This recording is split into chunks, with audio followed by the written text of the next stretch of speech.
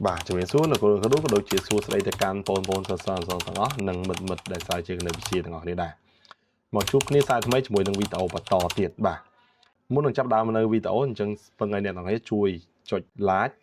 ហើយនឹង share វីដេអូនេះចែកម្លែកទៅដល់មិត្តភ័ក្តិរបស់យើងក៏ដូចជាអ្នកដែលកំពុងតែរៀនតាម online នៅផ្ទះស្រាវជ្រាវគណិតវិទ្យាផងដែរអូខេហើយសម្រាប់អ្នកដែលមិនទាន់បានចុច subscribe YouTube channel អញ្ចឹងចូលទៅក្នុង YouTube វាយពាក្យ Teacher អ៊ុយធួនរតជួយ subscribe ម្នាក់មួយផងអ្នកដែលមិនទាន់បាន follow page អញ្ចឹងចូលក្នុង Facebook page search ឈ្មោះលោកគ្រូអ៊ុយធួនរតហើយចុច follow ម្នាក់មួយផងណាហើយការចុច follow like ឬក៏ share ហ្នឹងគឺជាកម្លាំងចិត្តដើម្បីលោកគ្រូធ្វើវីដេអូចែកម្លែកចំណេះដឹងបន្ថែមទៀតចឹងគាត់ថាពេលលឿចាប់ដើមនៅវីដេអូយើងតាមម្ដងចឹងសម្រាប់វីដេអូមួយនេះគឺតវីដេអូមុនបាទអញ្ចឹងវីដេអូជាមេរៀនអញ្ចឹងគឺឥឡូវនេះចូលដល់ចំណុច 3.4 ដែលវាស្ថិតនៅក្នុងមេរៀនទី1 Vector ក្នុងលំហអូខេហើយអញ្ចឹងគឺចំណុច 3.4 នេះគឺជាទិសដៅកូស៊ីនីសបាទទិសដៅកូស៊ីនីសអូខេហើយអញ្ចឹងគឺកន្លែងនេះយើងមានចំណុច P បាទមានចំណុច P ហើយអញ្ចឹងសម្រាប់ទិសដៅកូស៊ីនីសគឺពាក់ព័ន្ធជាមួយនឹងមុំចឹងកណ្ដាលយើងមានចំណុច P1 អញ្ចឹងចំណុច P វានៅក្នុងលំហដល់ពេលវាក្នុងលំហពេលដែលវា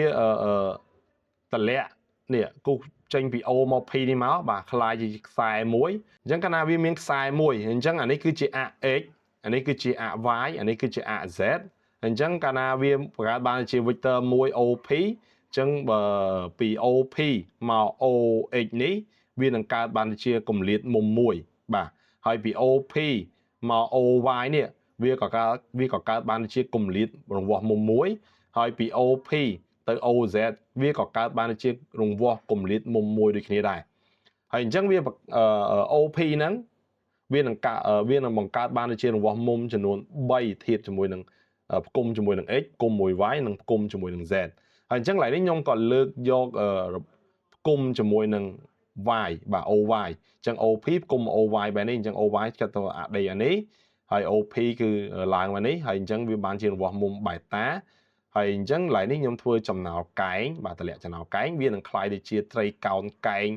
OYP បាទ POY ឬក៏ YPOYOP ហ្នឹងទៅបាទអូខេហើយអញ្ចឹងគឺកើតបានត្រីកោណកែងមួយដែលកែងត្រង់ Y លើនេះបាទកែងត្រង់ Y ហើយនេះគឺជារង្វាស់មុំPOY អូខេហើយអញ្ចឹងគេក៏ប្រើទំនាក់ទំនងមាត្រក្នុងត្រីកោណកែងដែលយើងរៀននៅថ្នាក់ទី10អញ្ចឹងទិសដៅពាក់ព័ន្ធមួយកូសនេះបាទកូសនៃមុំមួយបាទកូសនៃមុំមួយគឺកូសស្មើជាប់លើអ៊ីប៉ូទីនូសកូសស្មើជ្រុងជាប់លើអ៊ីប៉ូទីនូសអញ្ចឹងកូសបេតាស្មើជ្រុងជាប់បេតាគឺ OY នេះជ្រុងជាប់អានេះទល់មុខវានេះគឺហៅជ្រុងឈោមបាទអញ្ចឹង OY គឺជ្រុងជាប់ចែកអ៊ីប៉ូទីនូសគឺជាជ្រុងដែលទល់មុខមុំកែងឬក៏ជ្រុងដែលវែងជាងគេ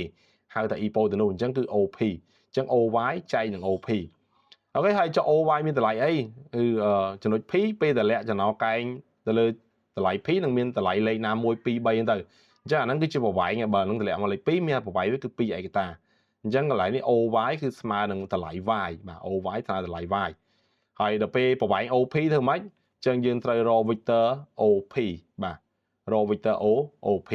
រកប្រវែងនៃ vector OP សំដៅរកប្រវែង vector OP អញ្ចឹងប្រវែង OY គឺតម្លៃ Y ហើយចង់រកប្រវែង OP គឺ norm នៃ vector OP បាទ norm vector OP អញ្ចឹងគឺពេលយើងរកឃើញហើយយើងក៏យកវាចែកគ្នាអញ្ចឹងអ្វីយើងទទួលបានគឺជាកូសនេះនៃមុំបេតាហើយទិសដៅកូសនេះនឹងមិនមែនរកតែកូសតែមួយទេដោយសារតែ OP គឺបង្កើតបានជាមុំ3អញ្ចឹងយើងទិសដៅកូសនេះគឺរកកូសចំនួន3គឺកូសនៃមុំ alpha ដែល OP ផ្គុំជាមួយនឹង OX កូសនៃមុំបេតាដែលមុំបេតាហ្នឹងគឺ OP ផ្គុំមួយ OY និងកូសនៃមុំ gamma ដែល OP ផ្គុំជាមួយនឹង OZ បាទអូខេហើយអញ្ចឹងនេះគឺជាអ្វីយើងត្រូវស្គាល់វាទៅអញ្ចឹងទិសដៅកូសនេះនៃ vector ណាមួយ OP អញ្ចឹងគឺដែលមាន coordinate XYZ អញ្ចឹង coordinate គឺ coordinate របស់ P បាទអញ្ចឹងគឺយើងទទួលបានកូស alpha ស្មើ abscissa x ចែកមួយប្រវែង OP កូស beta ស្មើនឹង RNA y ចែកមួយប្រវែង OP និងកូស gamma z ចែកមួយប្រវែង OP ហើយដល់ពេលដែលប្រវែង OP យើងអាចរកបានតាមរយៈរឹសការ៉េនៃ x ការ៉េបូក y ការ៉េបូក z ការ៉េបាទអញ្ចឹងយកអា coordinate នេះយកមកលើកជាការ៉េបូកចូលគ្នានេះជាការរកប្រវែងនៃ vector បាទអូខេអញ្ចឹងឥឡូវយើងមើលលំហាត់គំរូ ចឹងគេឲ្យក៏នេះនៅចំណុច P មួយគឺដក2 6 9ហើយកគេយើងរកទិសដៅកូសានីសនៃ vector OP ខគេយើងបង្ហាញថាកុសការ៉េ alpha បូកកុសការ៉េ beta បូកកុសការ៉េ gamma ស្មើនឹង1បាទស្មើ1ចឹងចម្លើយចឹងរកទិសដៅកូសានីសនៃ vector OP បាទ vector OP ចឹងរកទិសដៅកូសានីស vector OP ចឹងកាលណារកទិសដៅកូសានីសគឺរកទាំង3នេះបាទរកក alpha ក beta ក gamma ហើយដើម្បីរកអានឹងបានយើងត្រូវការធ្វើផលចែករវាង x ចែកប្រវែង OP ចុះទៅការ y OP អញ្ចឹងឡើយនេះគឺត្រូវការរកប្រវែង OP ជាមុនសិនហើយចំណុច P មានប៉ុណ្នេះអញ្ចឹងដល់ពេល vector OP អញ្ចឹង vector OP និងចំណុច P គឺមាន coordinate ដូចគ្នាបើយើងធ្វើតាមការរក coordinate នៃ vector O coordinate នៃ vector យកចុងដកដើមហើយដល់ពេលចុងវាគឺ P ដើមវាគឺ O បាទដើមវាគឺ O ហើយ O ហ្នឹងគឺ x0 y0 z0 អញ្ចឹងយក P ដក0 xp ដកx0 xp ដក0 yp ដក0 zp ដក0អញ្ចឹងគឺដក0នៅតែចំណុច P នឹងដដែលអញ្ចឹង vector OP គឺមានតម្លៃ coordinate វាស្មើនឹងចំណុច P អញ្ចឹងដល់ពេលរកប្រវែង vector OP គឺស្មើនឹងឬការ៉េនៃ coordinate P នឹងមកដក 2 x វានឹងលើកជាការ៉េបូក y លើកជាការ៉េបូក z លើកជាការ៉េនេះយកពីនេះមកនេះគេអញ្ចឹងដាក់ចូលហើយលើកជាការ៉េបូកគ្នាហើយអញ្ចឹងលើកជាការ៉េទៅកាលណាលើកជាការ៉េត្រូវចេញបូកទាំងអស់អញ្ចឹងដក 2 លើកជាការ៉េចេញ4 4បូក36 40បូក81ទៅជា121អញ្ចឹងឬការ៉េនៃ121អញ្ចឹងឬការ៉េ121គឺ11ការ៉េចេញបាន10 11តែមកអញ្ចឹងគឺយើងទទួលបានចាប់ដើមរកទិសដៅកូសានីសគឺរកកុស alpha ស្មើ x លើប្រវែង OP អញ្ចឹង x គឺ x របស់ OP នេះបាទអញ្ចឹងគឺ x យើងគឺដក2ចែកនឹងប្រវែង OP គឺ10 11ហើយកុស beta គឺ y យើងគឺនេះ y 6អញ្ចឹង6ចែក11ហើយចុងក្រោយកុស gamma គឺយក z 9ចែកនឹង11អូខេអញ្ចឹងនេះគឺជាទិសដៅកូសានីសដែលគេសួររកអញ្ចឹងទិសដៅកូសានីសត្រូវឆ្លើយទាំង3ហ្នឹងគឺកុស alpha កុស beta និងកុស gamma បាទចូលសំណួរខគេយើងបង្ហាញថាកុសការ៉េ alpha បូកកុសការ៉េ beta និងកុសការ៉េ gamma ស្មើនឹង1អញ្ចឹងកុស alpha កុស beta កុស gamma គឺយើងស្គាល់មិញហើយយើងក៏ជួសចូលទៅចង់បង្ហាញរបស់ពីរស្មើនេះយើងគ្រាន់តែធ្វើមកលើអង្គជួយអង្គស្ដាំឲ្យមានតម្លៃដូចគ្នាឥឡូវរូបរាងយើងមើលអត់ឃើញដូចគ្នាទេចុងក្រោយយើងត្រូវធ្វើមកឲ្យចេញមកជាលេខដូចគ្នាឬក៏ជាអក្សរដូចគ្នាឲ្យតែឆ្វេងស្ដាំមានរូបរាងដូចគ្នាគឺវាពិតហើយអញ្ចឹងឡើយនេះដោយសារយើងស្គាល់កុស alpha យើងក៏ជួសកុស alpha កុស gamma ចូលទៅបាទ alpha beta gamma ជួសចូលកុសវាហ្នឹងអញ្ចឹងកុសការ៉េអញ្ចឹងជួសខាងឆ្វេងចូលកុស alpha ជួសដោយដក2លើ11លើជាការ៉េកុស beta ជួសដោយ6លើ11លើជាការ៉េកុស gamma ជួសដោយ9លើ11លើជាការ៉េស្មើ1អញ្ចឹងទូទៅខាងឆ្វេងដក2លើជាការ៉េ4លើ11លើជាការ៉េ121 6ការ៉េ36លើ11ការ៉េ121 9ការ៉េ81 11ការ៉េ121អញ្ចឹងគឺហើយបូកលើចូលគ្នាមក40 121ចែក121ស្មើ1អញ្ចឹងខាងឆ្វេងទូទៅឃើញ1ខាងស្ដាំក៏1ស្មើ1ពិតបាទអញ្ចឹងគឺការបង្ហាញយើងគឺចប់ត្រឹមត្រូវ